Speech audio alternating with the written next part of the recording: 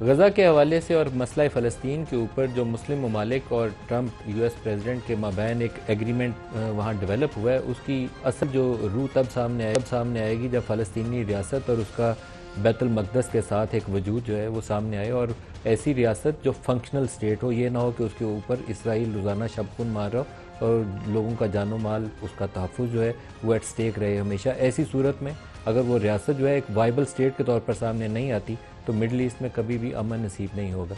पहली किस्त के अंदर जो उन्होंने अंडरस्टैंडिंग डेवलप की, उसके नतीजे में उनके कैदी तो रिहा हो गए, लेकिन अभी तमीर नौ का एक बहुत बड़ा चैलेंज बाकी है और इसमें मुस्लिम दुनिया को मौसर तरीके से अपना किरदार अदा करना पड़ेगा। ट्रंप के साथ तस्वीरें खिंचवाना आसान है, उसके कहे के ऊपर वो 20 नुकात भी जो वाशिंगटन ने डिक्टेट किए हैं और उसके ऊपर इसराइल की रजामंदी शामिल थी, उसके ऊपर भी सर तस्लीम खम करना आसान है। अब लेकिन लोगों के जानो माल का तहफ़्फ़ुज़ और उनकी रिकन्स्ट्रक्शन वर्क के अंदर मदद करना, उनकी सिक्योरिटी को यकीनी बनाना, वो सारे उन मुस्लिम ममालिक की जिम्मेदारी है जो कल उस पीस अकॉर्ड के अंदर मौजूद थे। पीस अकॉर्ड के अंदर एक और इंटरेस्टिंग डेवलपमेंट पाकिस्तान के हवाले से। पहले तो पाकिस्तान का जो रोल था मसला फ़लस्तीन के हवाले से 6 या 7 मुल्कों के साथ जब ट्रंप ने पहली मुलाकात की तो उसमें भी पाकिस्तान मौजूद था। पाकिस्तान इसलिए था कि पाकिस्तान और सऊदी अरब के माबैन जो एक डिफेंस पैक्ट हुआ है, उसके बाद पाकिस्तान का एक सिग्निफिकेंट रोल बन जाता है मिडल ईस्ट के हवाले से। और गुज़श्ता रोज़ भी शर्म अल शेख के अंदर जो मीटिंग थी उसमें ना सिर्फ पाकिस्तान की मौजूदगी ने पाकिस्तान के वक़ार में इजाफा किया, वहाँ पे पाकिस्तान की रिस्पॉन्सिबिलिटी भी बढ़ जाती है। रिस्पॉन्सिबिलिटी इसलिए बढ़ जाती है कि जब आप एक प्लेयर के तौर पर मिडल ईस्ट में जाते हैं तो आपको बहुत सारी चीज़ों की ज़िम्मेदारी उठानी पड़ेगी और निभानी भी पड़ेगी। लेकिन ट्रंप ने वहाँ पाकिस्तान के हवाले से कुछ ऐसे स्टेटमेंट्स दिए जो बहुत ही पॉजिटिव थे। पाकिस्तानी प्राइम मिनिस्टर के साथ उनका इंटरेक्शन वो बड़ा अच्छा था, वार्मली ग्रीट किया उन्होंने, दोनों ने एक दूसरे को। लेकिन वहाँ पर फील्ड मार्शल का तज़किरा बहुत ही मुस्बत अंदाज में हुआ। सुनिए पहले ट्रंप ने कहा क्या। Prime Minister Sharif of Pakistan, and also I have to say my favorite field marshal from Pakistan, who's not here, but the Prime Minister is here, and you're going to give his regards.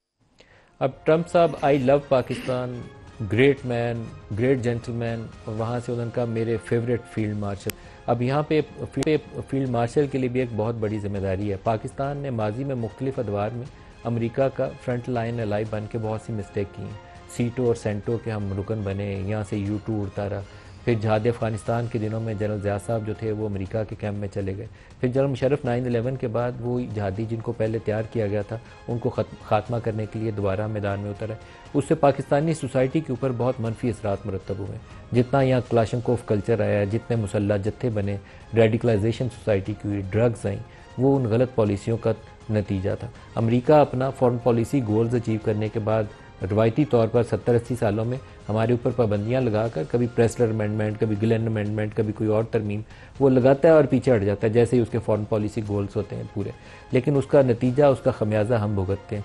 तो अब जो भी engagement हो पाकिस्तान की, वो दोनों के मफाद में होनी चाहिए, दोनों के लोगों के तहफ़्फ़ुज़ के लिए, उनकी वेल बींग के लिए और प्रॉस्पेरिटी के लिए, और लॉन्ग टर्म बेसिस उसकी होनी चाहिए। शॉर्ट टर्म गोल्स के लिए नहीं होना चाहिए कि उन्हें अगर कोई एक कंधार बेस पसंद है या कोई और जगह उन्हें पसंद आ गई है तो उसके लिए वो आगे आ रहे हैं, तो उसके लिए हमारी इंगेजमेंट नहीं होनी चाहिए। हमारा ही होना चाहिए बायलैटरल इकनॉमिक डेवलपमेंट, जिसमें पाकिस्तान के लिए लॉन्ग टर्म गेंस क्या है। तो मेन इसी से आज स्टार्ट करेंगे। और दूसरा, KP के हवाले से पेशावर हाई कोर्ट ने बड़े वाज़ेह अंदाज में फ़ैसला दे दिया और कल कभी इम्कान यह है कि सुहेल अफरीदी अपने ओहदे का हल्फ उठाकर चीफ मिनिस्टर मुंतखब हो जाएंगे। मुंतखब तो हो चुके हैं लेकिन ओहदे का हल्फ उठा लेंगे।